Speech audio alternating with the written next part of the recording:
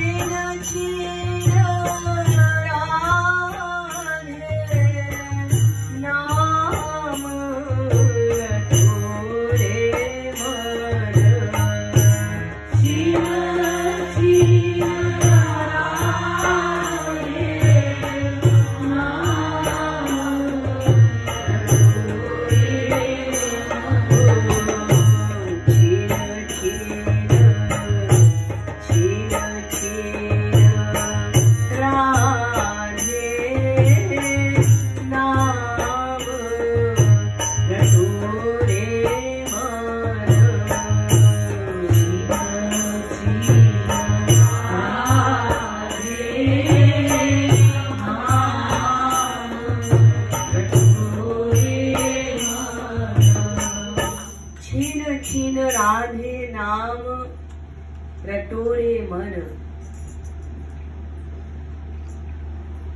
हमारे श्री महाराज जी ने अपनी अनेक रचनाओं में मन को संबोधित करते हुए कहा है, जैसे यहाँ पर कहा जा रहा है रटोरे मन। हम लोग कीर्तन करते हैं, नाम जप करते हैं, वाणी से करते हैं। तो प्रमुख बात यह है कि वाणी के साथ साथ हमें जो कुछ भी करना है मन से ध्यान करते हुए करना है। भागवत में नवधा भक्ति बताई गई है और नवधा भक्ति के अलावा 12 प्रकार की भक्ति, 15 प्रकार की भक्ति, 18 प्रकार की भक्ति, 20 प्रकार की भक्ति, 25 प्रकार की भक्ति, यहाँ तक कि रामायण में 30 प्रकार तक की भक्ति बताई गई है। उन 30 प्रकार की भक्तियों में नवधा भक्ति श्रेष्ठ है और नवधा भक्ति में भी हमारे महाराज जी 3 प्रमुख बताते हैं, श्रवणम, कीर्तनम, स्मरणम। ये 3 भक्ति प्रमुख है। श्रवणम प्रवचन सुनना, कीर्तन सुनना, भागवत सुनना, ये श्रवण भक्ति है। श्रवण भक्ति के द्वारा परीक्षित ने 7 दिन में भगवत प्राप्ति की, लेकिन केवल सुनने से नहीं। अगर केवल सुनने से भगवत प्राप्ति होती तो फिर हमारे संसार में जितने बहरे हैं वो हड़ताल कर देते कि भाई हमको तो सुनाई नहीं पड़ता, तो हम कैसे भगवत प्राप्ति करेंगे। तो श्रवण, केवल श्रवण नहीं, इस श्रवण में स्मरण प्लस है। जब हम कोई भी प्रवचन सुनते हैं, कथा सुनते हैं, तो पूर्ण मनोयोग से जब सुनते हैं तब उसका फल ईश्वर प्राप्ति, भगवत प्राप्ति, माया निवृत्ति है। और बिना ध्यान के अगर आप यहाँ पर बैठे हैं, मन आपका कहीं और है और आप श्रवण कर रहे हैं, तो उसका कोई फायदा नहीं है। तो श्रवण से काम नहीं बनेगा, श्रवण प्लस स्मरण तो हमारा काम बनेगा। अब दूसरी भक्ति कीर्तन, वाणी से भगवान के गुणों का गान करना, इसको कीर्तन कहते हैं। लेकिन अगर केवल कीर्तन से काम बनना होता तो जितने गूंगे हैं वो हड़ताल कर देते कि हम तो बोल ही नहीं सकते, हमको फ्री भगवत प्राप्ति कराई जाए। तो भगवान ने कहा, मैंने कब कहा है केवल कीर्तन से काम बनेगा। इस कीर्तन में स्मरण प्लस करना होगा। जब हम कीर्तन कर रहे हैं, राधे राधे, राम राम, राधे श्याम, सीता राम, जो भी नाम हम ले रहे हैं भगवान का, उसके साथ ध्यान होना चाहिए, तब हमारा काम बनेगा। और आप ध्यान भी मत कीजिए, श्रवण भी मत कीजिए, और मन से कीर्तन भी मत कीजिए, श्रवण भी मत कीजिए, और केवल मन से रूप ध्यान कीजिए। एक बार राधे राधे, राम राम, श्याम श्याम मत बोलिए, और मन से केवल आप स्मरण कर रहे हैं तो भी आपका काम बन जाएगा।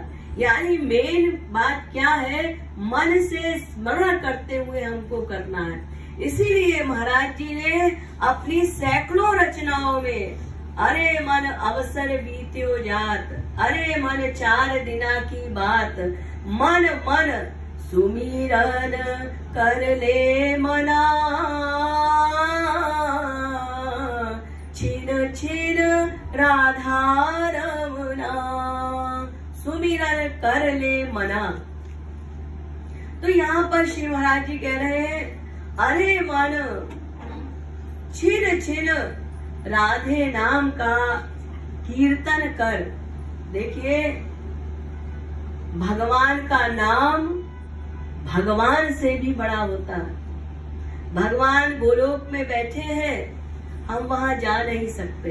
भगवान हमारे हृदय में बैठे हैं, हम उनका दर्शन नहीं कर पाते, लेकिन उनका नाम हमारे पास है, और नाम में नामी बैठा है।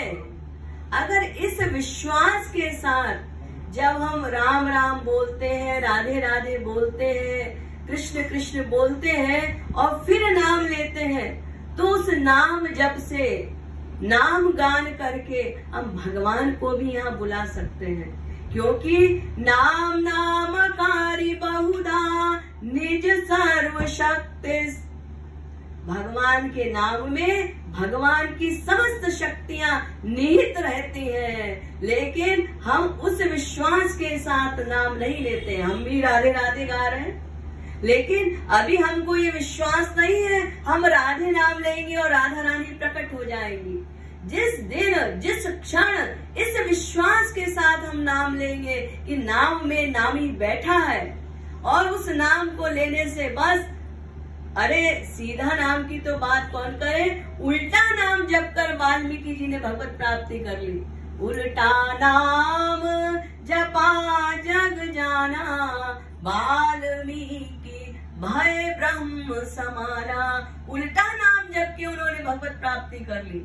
तो अगर हम सीधा बोलेंगे राधे राधे, राम राम, लेकिन इस विश्वास के साथ कि नाम में नामी बैठा है, और जब हम राधे नाम लेंगे और वो राधा रानी का ध्यान करते हुए लेंगे, तो हमारा काम बनेगा।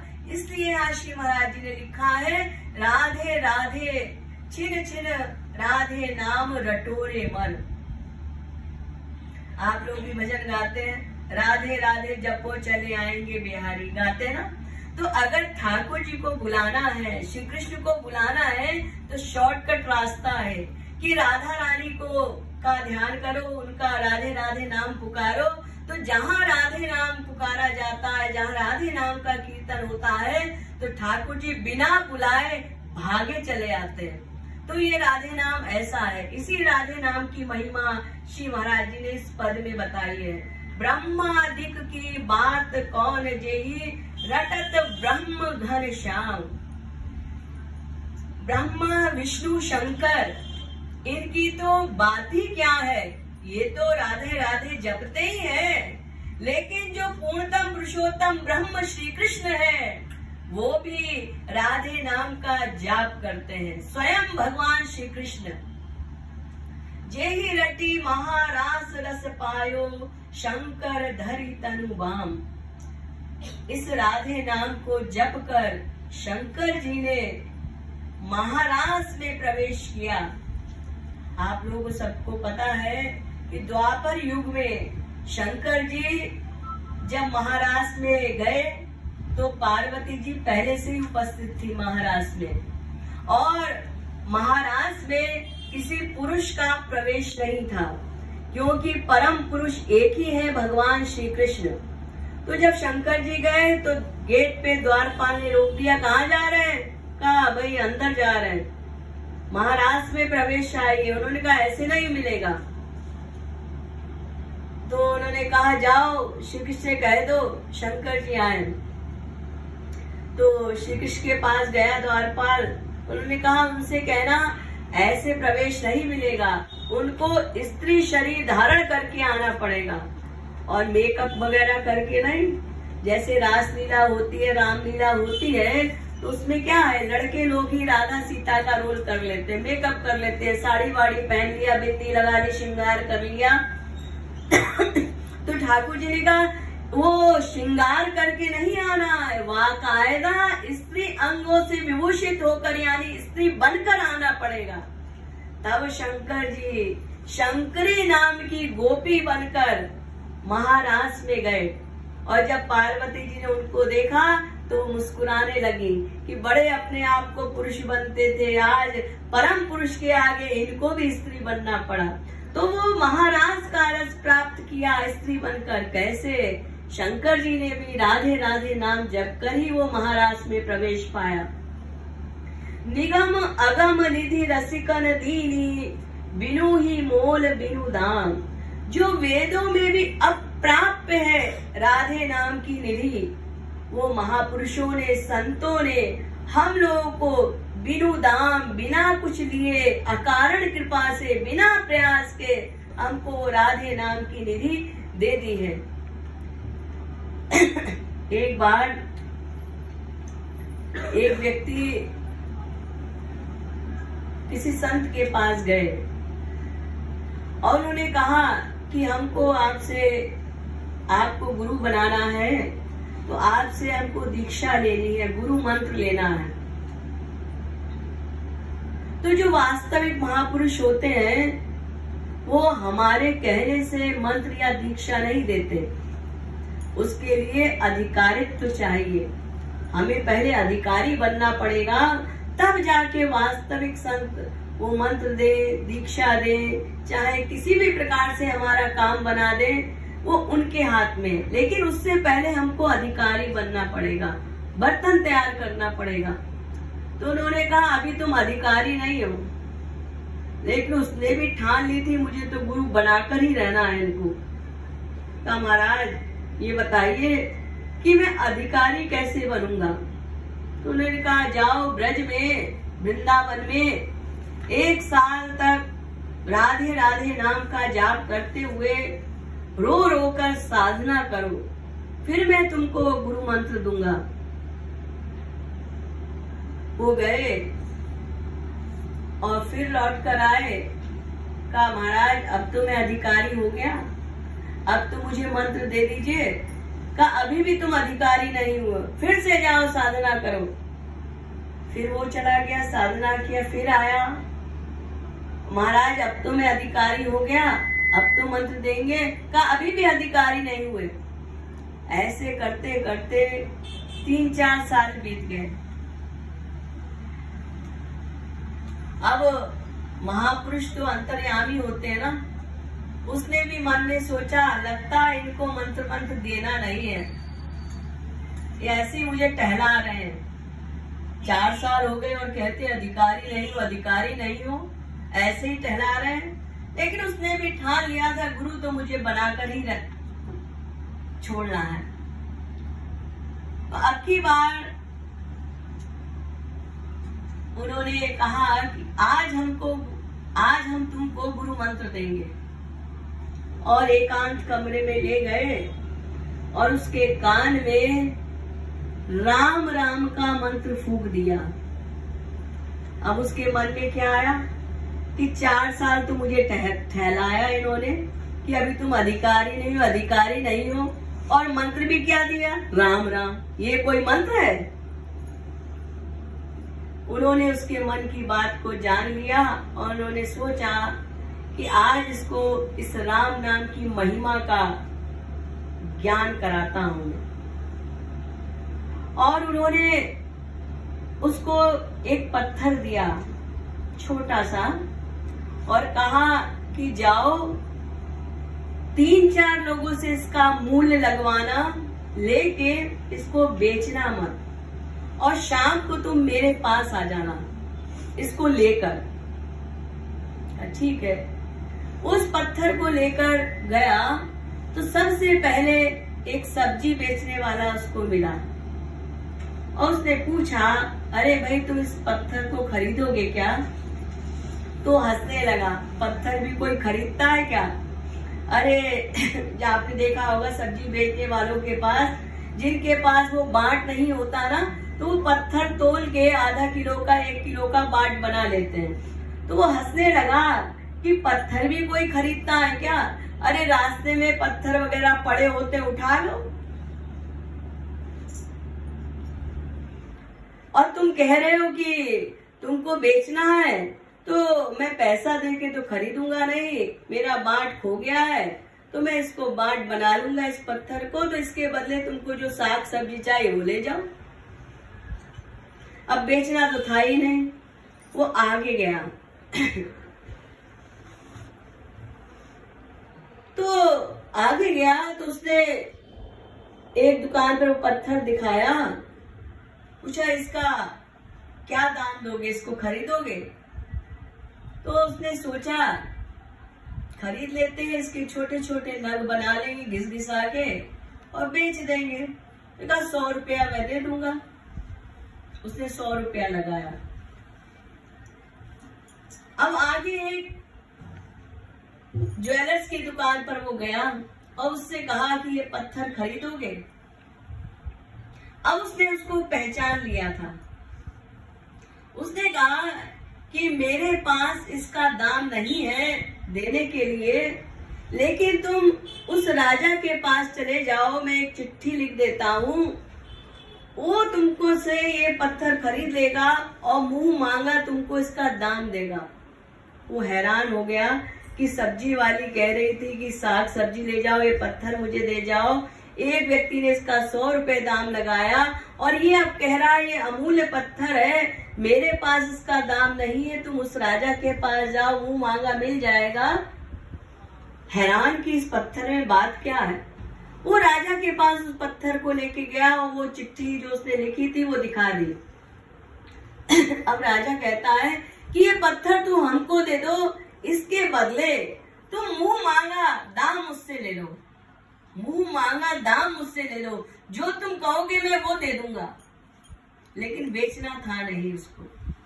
अब वो शाम हो गई, महात्मा जी के पास पहुंचा और उसने पूरा वृतांत सुना दिया कि सबसे पहले मुझे सब्जी वाली मिली, उसने कहा इसके बदले साग सब्जी ले जाओ, एक ने 100 रुपया इसका दाम लगाया, एक ने कहा मैंने इसको पहचान लिया है लेकिन मेरे पास इसका दाम नहीं है देने को, और उसने राजा के पास भेजा और राजा ने कहा ये मुझको दे दो और इसके बदले जो तुम कहोगे मैं तुमको दे दूंगा।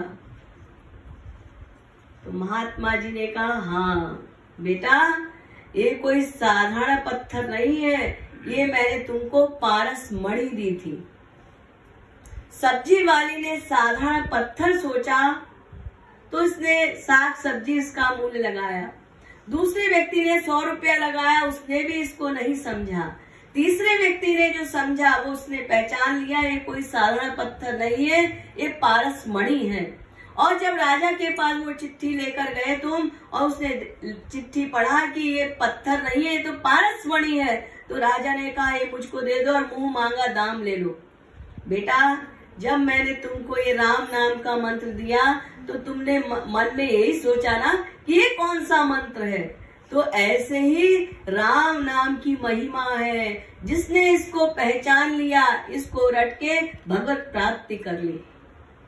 तो ये जो भगवत नाम रूपी खजाना है हमारे पास, ये ऐसा खजाना है, इसमें ना कोई लूट सकता है, ना कोई चुरा सकता है, और इसको जप कर रट कर हम भगवान को प्राप्त कर सकते हैं, भगवान को बुला सकते हैं। तो ऐसी अमूल्य निधि रसिकों ने, महापुरुषों ने हमसे कोई दाम नहीं लिया, अकारण कृपा करके बिना प्रयास के उन्होंने रहस्य हमको बता दिया कि राधे राधे का संकीर्तन करो, राधे राधे का ध्यान करो तो तुमको भगवत प्राप्ति हो जाएगी। इसी को श्याम सुंदर रटते हैं, इसी को शंकर जी ने रट के महाराज प्राप्त किया। ये वो निधि है।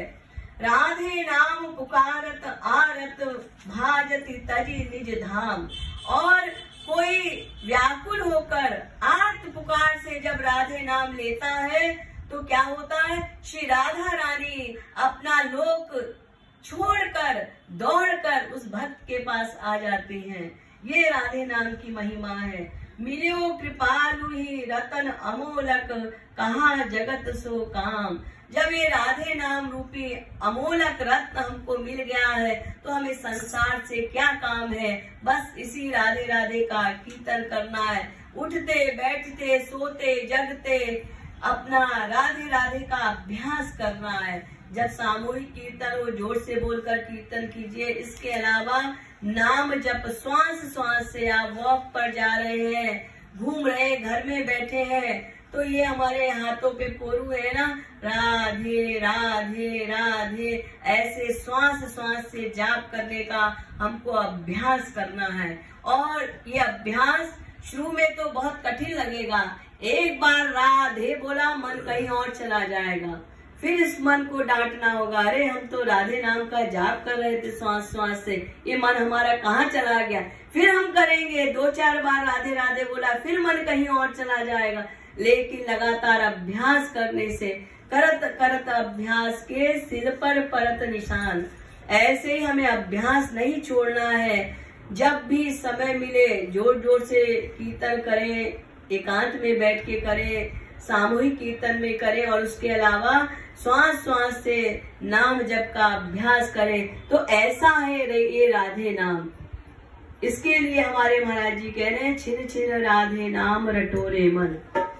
किताबें आपके पास है, एक बार सुनकर जोर से दोहराएंगे। छिन छिन राधे नाम रटोरे मन,